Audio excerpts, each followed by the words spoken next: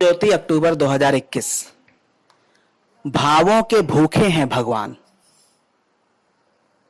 सामाजिक उत्थान के उद्देश्य को अपने विभिन्न प्रकल्पों के माध्यम से मूर्त रूप देने के लिए प्रतिबद्ध ऋषि मतंग का आश्रम वन के निकट स्थित था। उनके आश्रम में सुदूर प्रदेशों से प्रतिभाओं का समय समय पर आगमन हुआ करता। आश्रम की ओर आने के दो मार्गों में से एक मार्ग वन से सीधा आश्रम की ओर आता तो दूसरा नदी के उस पार किनारे से होता हुआ आश्रम से जुड़ता। नदी से होकर गुजरते इस मार्ग की दूरी कुछ अधिक होने के कारण यात्रीगण अक्सर वन से निकले कच्चे रास्ते को ही यात्रा हेतु प्राथमिकता दिया करते थे। कम समय में गंतव्य को पहुंचाने वाला यह कच्चा मार्ग कंकड़ पत्थरों व कांटेदार झाड़ झंखाड़ों से युक्त सुगम न था। असमय चलती तेज हवाएं वट वृक्षों के सूखे पत्तों को उड़ाकर इस मार्ग में पसारती चली जाती थीं। सूखे पत्तों व धूल से ढके रहने के कारण इस मार्ग में बिछे कंटक कांकड़ यात्रियों को सदैव हानि पहुंचाया करते।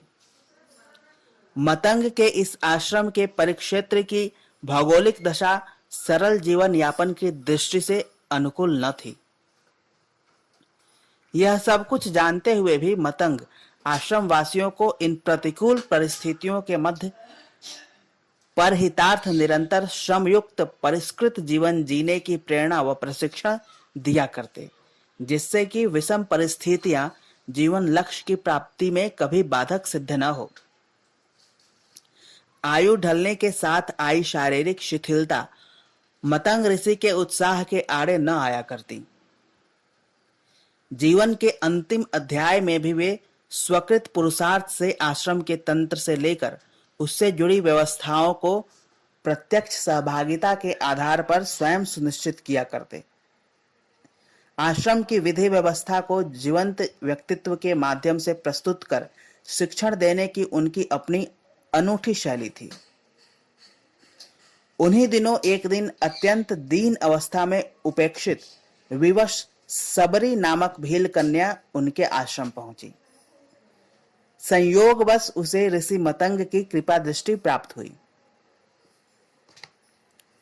उसने आश्रम के निकट ही अपना डेरा डाल लिया।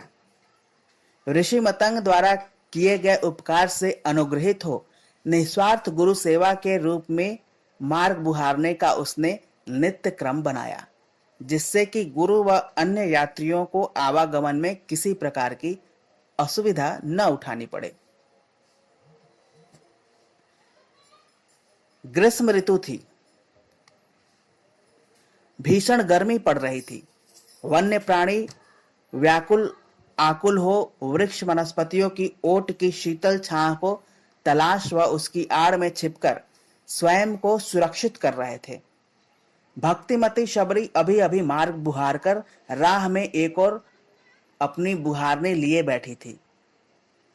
अज्ञात प्रतीक्षा की स्थिति में बैठी शबरी की दृष्टि बुहारे गए मार्ग पर पुनः जा पड़ी। मार्ग को निहारती शबरी की आंखों के समक्ष ऋषि मतंग द्वारा दिए आश्वासन दृश्यमान हो उठे। उनके दर्शन में डूबी शबरी कुछ इस प्रकार आनंदित हो रही थी कि मानो इस क्षण मतंग उसे पुनः याद दिला रहे हों। शबरी, तू शुद्धात्मा होने के साथ ही सौभाग्यशाली भी है। तूने भक्ति के शिखर को छुआ है।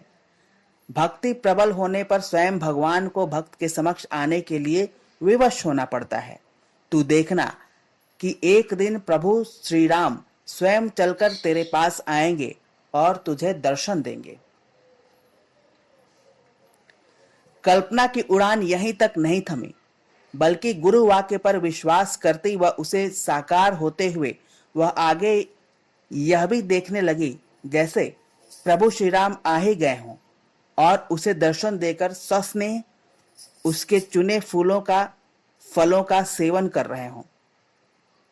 इतना कुछ देखती शबरी ऐसे आनंद लोक में जा विराजती जहां उसे न स्थान की शुद्ध होती न शरीर इत्यादि की। प्रेम के आनंद में लीन शबरी अपने गुरु ऋषि मतंग से होती हुई प्रभु श्री राम में समा जाती। इस तपती दोपहरी का उस पर कोई असर होता न दिख पड़ता। उसके आनंद विभोर मुखमंडल पर विराजित मंद शीतलता तो कभी कभार उस ओर से गुजरते राहगीरों के लिए आश्चर्य का विषय बन जाती। इसी अवस्था में किसी अज्ञात लोक में विहार करते कितना समय गुजर जाता, इसकी सुध अब उसे न रहती। गुरु भक्तिनी शबरी का वर्षों से यही क्रम था। वो भोर में ही उठकर गुरु के आश्वासन को याद करती तथा प्रभु श्री राम के आने की आस में पथ बुहारती। निकट के बगीचे से फल फूल इत्यादि चुन लाती और सांझ होने तक राह ताकती रहती। भीलों के कुल में जन्मी शबरी का परिवार एक ऐसे समुदाय के अंतर्गत आता था जो कि अत्यंत निर्दयता से वन के पशु पक्षियों के शिकार के लिए कुख्यात था। भोजन की आपूर्ति एवं मनोरंजन दोनों ही कारणों से उसके परिवार द्वारा प्रतिदिन जीवों की हत्या का जघन्य कृत्य किया जाता, जिसे देख नन्ही शबरी सहम उठती। विरोध का दुस्साहस उससे न बन पड़ता तो मन ही मन भगवान से प्रार्थना करती। सात्विक संस्कारों को लिए शबरी अधिक दिनों परिवार की वंशानुगत तामसिकता को न झेल सकी और एक रोज जब परिवार में उसके विवाह हेतु जबरदस्ती की गई तब वह भाग निकली। वह भटकती हुई ऋषि मतंग के आश्रम जा पहुंची और उनकी कृपा छाह वह संरक्षण में जीवन यापन करने लगी थी। दीर्घकालीन प्रतीक्षा के उपरांत आया वह दिन भक्तिमती शबरी के लिए विशिष्ट था।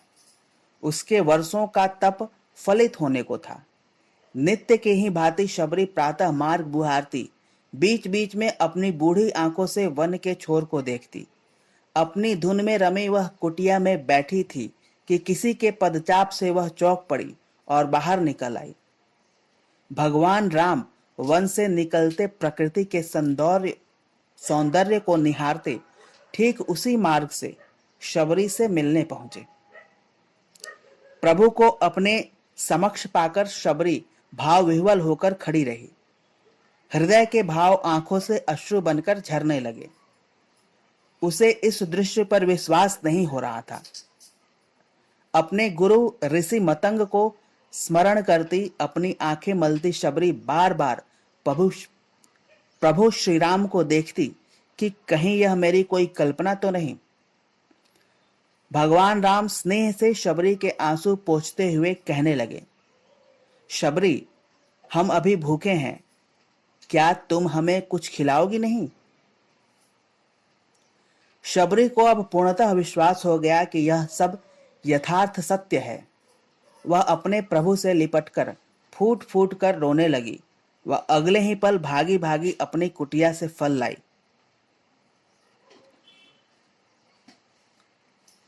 भगवान राम के साथ आए भ्राता लक्ष्मण को कुटिया के आंगन में उसने बिठाया। वह सेवा हेतु तत्पर हुई। भगवान राम आसपास के क्षेत्र को आश्चर्य से देखने लगे। वहां लगे सारे फूल खिले हुए थे, एक भी कुम्हलाया नहीं था। प्रत्येक से मधुर व भीनी भीनी सुगंध निकल रही थी। जिज्ञासावश उन्होंने शबरी से इसका कारण पूछा तो वह बोली, भगवान, इसके पीछे एक घटना है। यहाँ बहुत समय पूर्व मतंग ऋषि का आश्रम था। बहुत से ऋषि मुनि और विद्यार्थी रहा करते थे। एक बार चतुर्मास्य के समय आश्रम में ईंधन समाप्त प्राय था। वर्षा प्रारंभ होने के पूर्व ईंधन लाना आवश्यक था, किंतु आलस्यवश विद्यार्थी लकड़ी लाने नहीं जा रहे थे। एक दिन स्वयं वृद्ध मतंग अपने कंधे पर कुल्हाड़ी रखकर लकड़ियां काटने चल दिए। गुरु को जाते देख विद्यार्थी भी उनके पीछे जाने लगे। लकड़ियां काटते काटते आचार्य के शरीर से स्वेद बिंदु निकलने लगे। विद्यार्थी भी पसीने से तरबतर हो गए। तब जहां जहां वे श्रम बिंदु गिरे थे वहां वहां सुंदर फूल खिल उठे, जो बढ़ते बढ़ते आज सारे वन में फैल गए हैं। यह उनका पुण्य प्रभाव ही है कि वे ज्यों के त्यों बने हुए हैं, कुम्हला भी नहीं रहे हैं।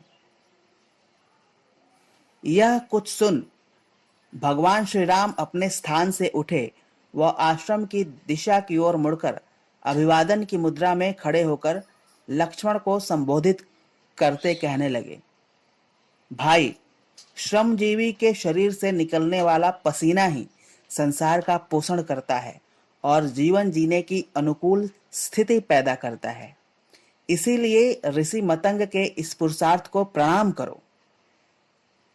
शबरी का कल्याण करके उससे विदा लेकर भगवान राम उसके निवास स्थल से कुछ दूर ही चले थे कि अनुज लक्ष्मण ने शबरी के अतिथि सत्कार पर प्रश्न किया, भैया, अतिथि सत्कार का यह ढंग तो कदापि उचित न था। आपने उस वृद्धा के हाथ से उसके जूठे फल क्यों ग्रहण किए? भगवान मुस्कुराए और कहने लगे, लक्ष्मण, वे फल नहीं, शबरी के अनन्य भाव थे, जो उसकी भक्ति से वर्षों से सिंचित होकर श्रद्धा की मिठास में पक चुके थे। अब तुम ही बताओ, मैं उनकी कैसे उपेक्षा कर सकता था? भगवान के लीला प्रसंग ने यह सिद्ध कर दिया था कि वे वस्तुओं के नहीं बल्कि भावों के भूखे होते हैं। समाप्त।